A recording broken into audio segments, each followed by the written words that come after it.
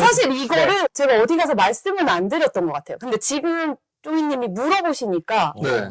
나는 그 성공 비결이 바로 머릿속에 파바박 하고 아니 형, 아니 2024년 이번에 알고리즘 바뀌면서 블로그에 글쓰기가 너무 중요해졌잖아. 진짜 중요하지. 야, 이 글쓰기를 공부하려고 해도 어디부터 공부해야 하는지 모르겠단 말이야. 나도 글쓰기 공부하려고 하는데 저 어디서 배워야 될지 모르겠고. 어디에 블로그 글쓰기 잘하는 사람 없어? 없나?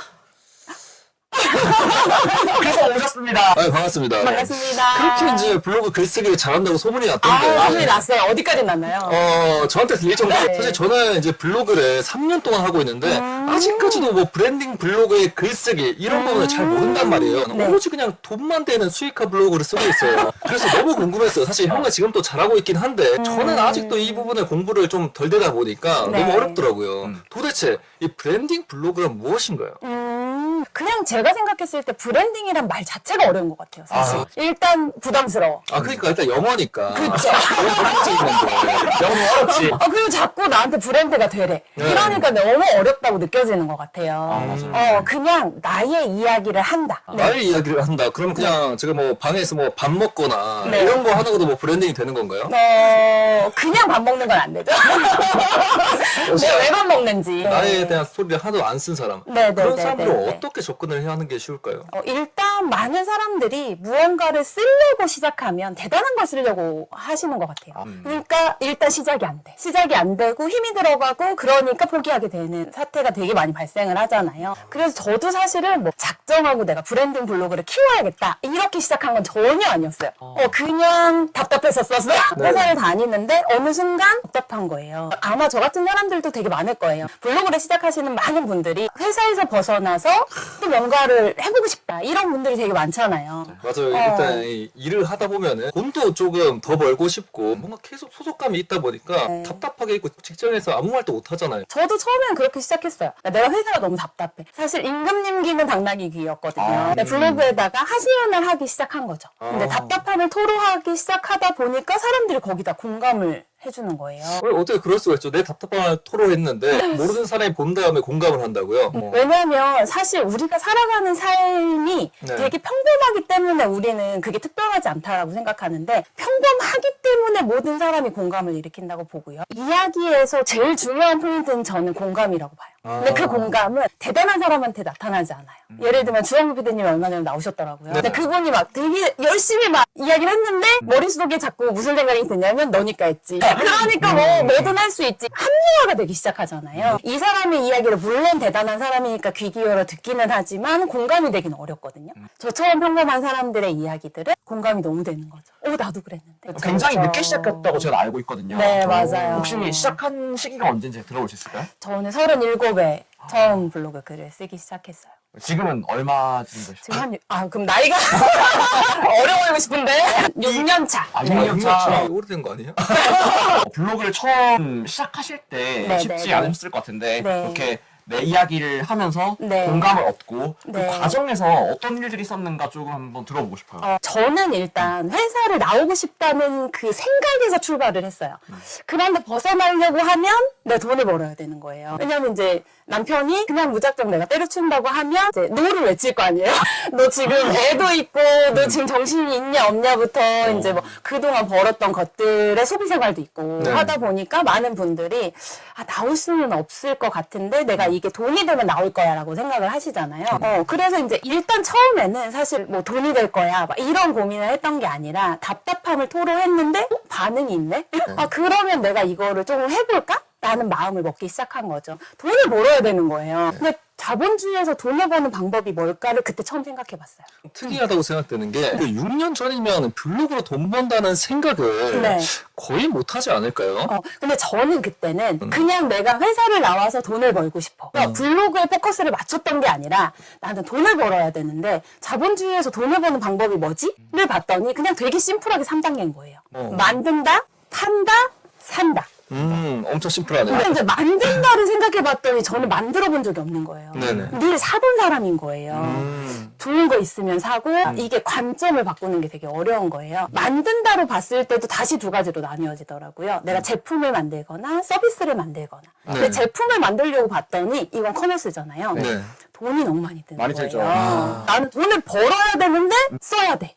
아 이거 안 돼. 삐. 버렸어요. 네. 일단 빨리 버렸어. 그러면 제품이 아니라 그럼 난 뭘 만들지? 떠올려 봤을 때 서비스를 만들 수 있네. 그런데 이제는 그 서비스의 형태가 옛날에 우리가 생각했던 서비스의 형태가 아니라 지식 콘텐츠를 팔 수 있는 거예요. 근데 그때 당시에 되게 많이 있었던 것 중에 하나가 무자본 창업. 맞아요. 네, 엄청 유행했잖아요. 그럼요. 사실 지금도 핫하죠. 리스크 없는 창업. 그쵸. 네. 일단 내가 손이 자본이 안 들어. 네. 그럼 내가 해볼만 하겠네? 라고 생각을 한 거예요. 그래서 이제 지식 컨텐츠를 만들려고 봤더니, 이것도 자신이 없는 거예요. 많은 분들이 자신 없죠, 당연히. 맞아요. 왜냐면 팔아본 적이 없으니까. 내가 뭐를 만든다고 사람들이 살까? 이 물음표가 제 머릿속에 안 떠나는 거예요. 그래서 이거를 당장 만들면 안 되겠다. 라고 생각을 했죠. 그럼 나는 뭘 할 수 있지? 만든다, 판다, 산다. 뭘로 넘어가죠? 판다가 된 거예요. 근데 난 세일즈를 해본 적이 없으니까 네. 그러니까 난 뭘 팔 수 있지? 를 생각해 봤어요. 그럼 나를 팔 수 있나? 이러고 넘어온 거죠. 진짜 오래 걸렸어요. 처음에 했던 많은 고민 중에 아마 이 영상을 보고 계신 분들도 저들만 진짜 많을 것 같은데 내가 좋아하는 걸 할까? 잘하는 걸 할까? 이 고민을 진짜 많이 했는데 이렇게 젊으신 분들은 일단 내가 좋아하는 걸 먼저 도전해도 사실 너무 젊어. 근데 저처럼 나이가 있는 사람은 리스크가 있는 거예요. 내가 지금 좋아하는 거 하겠다고 뛰어들었다가 망하면 진짜 못 일어서는 거예요. 나이가 있으니까. 그러면 일단 생각을 해보니까 내가 잘하는 걸 팔자. 네. 로 갔던 거예요. 저의 또래의 사람들이 회사를 떠나서 나오면 이건 하기 싫은 거예요. 내가 이걸 너무 많이 했던 거니까. 네. 이거 너무 싫은 거야. 그러니까 얘를 싸그리 버려요. 근데 저는 그게 페인 포인트라고 생각해요. 왜냐면 이게 회사가 싫은 거지 내가 거기에서 쌓은 경력이나 재능이 싫은 게 아닌데 일단 회사가 싫잖아요. 다 싫어요. 냉정하게 보려고 노력을 했었어요. 그러니까 처음에 내가 잘하는 게 뭐지? 라고 생각을 했을 때 생각해보니까 나 말하는 거 좀 잘하는 것 같아. 나 글 쓰는 거 좀 잘하는 것 같아. 그리고 난 좀 기다리는 걸 잘하는 기다리고 좀 존버하는 거 좀 잘하는 것 같아. 이게 이제 나온 거예요. 그럼 주식해야 하는데. 블로그를 하셨지. 근데 주식도 돈을 버는 거잖아요. 돈 투입 못했다니까요. 네, 애도 있고 결혼도 했고 들어갈 돈이 너무 많아요. 사실 저희 나이 때에는. 블로그가 진입장벽이 낮긴 하죠, 확실히. 맞아요. 네. 그리고 저는 이제 작가님에 대해서 네. 블로그도 보고 했는데 저는 항상 이 사람이 잘 됐다면 왜 잘 됐을까에 대해서 되게 생각을 많이 해보는 편이거든요. 특히 이제 이 사람의 결핍이 무엇이었을까 이거에 대한 생각을 되게 많이 해보거든요. 아까 회사라고 표현하셨지만 이렇게 보수적인 집단, 교직 생활을 네. 영어했고 그냥 회사를 나왔다지만 이게 주변에서 절대로 다 나가지 말라고 했을 거란 말이에요. 그쵸. 이게 누가 봐도 최고의 직장이고 이제 교사하면은 거의 행복감 1등? 그치. 이 느낌인 거에다가 갑자기 문법해졌어요. 정년 보장되어 있고 그쵸, 또 그쵸, 연금 그쵸. 나오고 이러는 직장인데 일단 그게 처음 되게 신기했고요. 네. 그 다음에 또 이제 작가님이시지만 엔잡 하시는 거 기자도 네, 있으시고 맞아요. 여러 가지 있으신데 떠물려 봤으니까 이렇게 빵 결핍을 잘 활용하는 케이스라는 저는 느낌이 많이 들었거든요. 맞아요. 여기 들으시는 분들도 내 결핍이 뭐지에 대해서 집중을 하신 느낌이라서 네. 그런 거 한번 생각해 보시면 좋겠다는 느낌 네. 들었어요. 근데 먼저 많은 이제- 분들이 그 결핍을 되게 두려워하거든요. 뭔가 치부를 드러내는 것 같고 취약성을 드러내는 게 뭔가 사람들한테 없어 보이고 신뢰를 떨어뜨릴 거라고 되게 많이 생각을 하잖아요. 근데 이거는 제가 얘기한 게 아니라 그 네. 스토리텔링의 가장 기본 법칙이자 핵심 법칙이기도 해요. 가장 중요한 스토리텔링 기법 중에 하나가 본인의 취약성을 드러내라. 그래서 저는 이제 거기서 스타트를 한 거죠, 사실은. 확실히 그런 게 있는 것 같아요. 누가 일단 처음부터 잘 살았는데 뭐 지금 더 산다 이거보다 재수없던데. 내가 처음에는 막 이렇게 너보다 상황이 안 좋았는데 맞아요. 지금은 뭐 기가 막힌다 이렇게 네. 하는 게 그 사람 좀 더 응원하게 되는 것 같긴 해요. 확실히. 맞아요. 네. 우리 제일 많이 보는 것 중에 하나가 드라마 영화잖아요. 맞아요. 근데 드라마 영화를 잘 살펴보시면 전편 중에서 힘들었던 얘기가 80에서 90%예요. 그리고 마지막에 해피엔딩이 되거나 뭐 정말 새드엔딩이 되거나 이렇게 되잖아요. 그러면 그 이야기의 80에서 90% 힘든 얘기인 거예요. 그러니까 뭐 잘된 얘기는 10%밖에 없다. 네. 맞아. 그러면 지금부터라도 사실 힘든 상태부터라도 브랜딩을 시작하는 게 오히려 좋을 수가 있겠네요. 그쵸. 그래서 그거에 대한 벽을 일단 깨는 거. 나는 좋은 모습만 보여줘야지, 잘난 모습만 보여줘야지, 막 이러면 일단 망해요. 야, 인스타랑 다르네. 인스타에서는 잘난 것만 이제 딱딱 올리잖아요. 그쵸. 거기는 약간 시각적인 게 포인트가 있잖아요. 네네. 일단 보여지는 거에 사람들이 꽂혀야 일단 들어가잖아요. 네네. 근데 블로그는 조금 특성이 좀 다른 것 같아요. 스토리를 기반으로 하고 있기 네. 때문에 뭔가 잘난 모습보다는 이게 왜 같이 큰다고 하거든요. 이 사람을 응원하게 된다고 하거든요.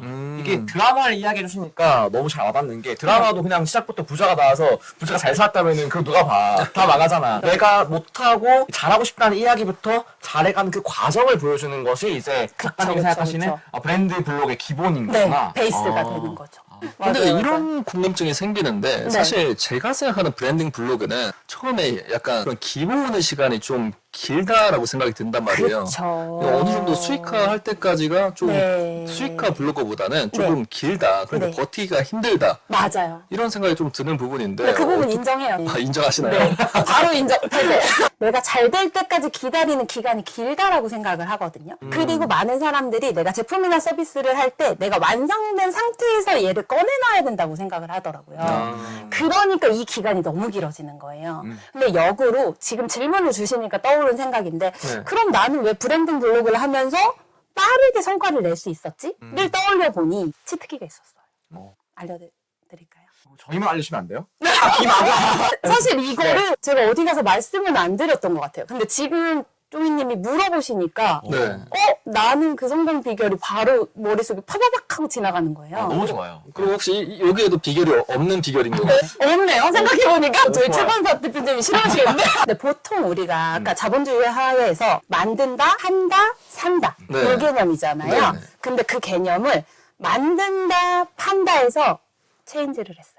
팔고 만든다. 보통 우리가 무언가를 만들 때 정말 장인 정신으로 짜잔하고 정말 좋은 상품이나 서비스를 내가 먼저 만들어야 된다라고 생각을 해요. 근데 정말 잘 파는 분들이나 정말 사업을 잘 하시는 분들은 고객을 먼저 찾아요.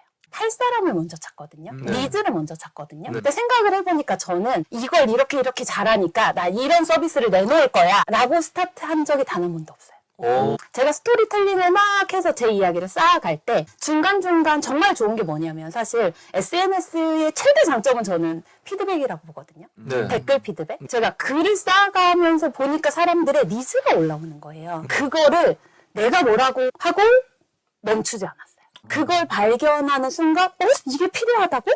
잠깐 기다려봐. 조금 가다 보니까 또 누군가가 이게 필요하대.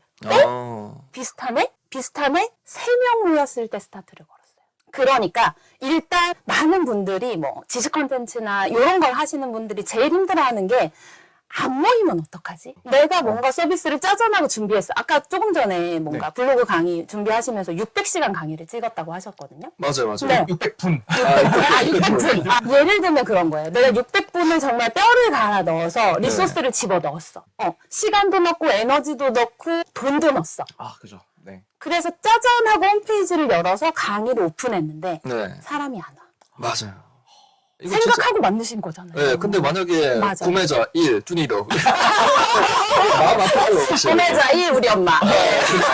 그렇죠, 마음 아프지. 그러니까 일단 기본적으로 팔 사람을 정해두고 만들어라. 맞아요. 니즈가 올라왔을 때 그분들이 원하는 걸 만들었어요. 정말 딱 떠오른 생각이 있는데 네. 이게 사실 브랜딩 블로그랑 저희 이제 수익화 블로그랑 가장 큰 차이점이고 네. 수익화 블로그가 절대 브랜딩 블로그를 이길 수 없는 포인트가 하나 있다면 맞아요? 저는 이제 누적이라고 생각해요. 근데 이제 방금 말씀하신 그 팬이 누적되는 게 수익화 네. 블로그 사실 거의 없어요. 그러니까 와서 보고 소개하고 스타하죠. 네. 누군지도 모르지. 모르지 몰라. 우리가 맞아요, 유튜브 안에서 맞아요. 아마 몰랐을 거야. 맞아요. 근데 맞아요, 브랜딩 맞아요. 블로그는 이렇게 누적이 되는 느낌이 컨텐츠에서도 있네요. 맞아요. 이렇게 하니까. 맞아요. 그러면 그 사람이 계속 저를 응원하게 되고 뭔가를 요청하게 되고 그 요청한 거를 제가 서비스로 만들면 바로 구매가 되는 거죠. 함께하는 느낌도 좀 들겠다. 네, 맞아요. 어떤 요청이 있었나요, 제일 처음에? 읽은 걸 올렸어요. 네. 근데 막 올렸는데 사람들이 같이 읽재요. 왜 혼자만 읽니? 되게 재밌는 것 같은데. 그래서 그래요? 했는데 또 누군가도 이거 책 저도 되게 잘 읽고 싶은데 어떻게 읽을지 잘 모르겠어요. 이렇게 온 거예요. 그래서 네. 그냥 독서 모임을 열었어요. 그 책에 대한 이제 결핍이 있는 사람들의 니즈를 받아들여서 이제 네. 독서 모임이라는 걸 만든 거군요. 네. 근데 사실 독서 모임은 되게 진입장벽이 낮거든요. 네. 사실 누구나 열 수 있어요.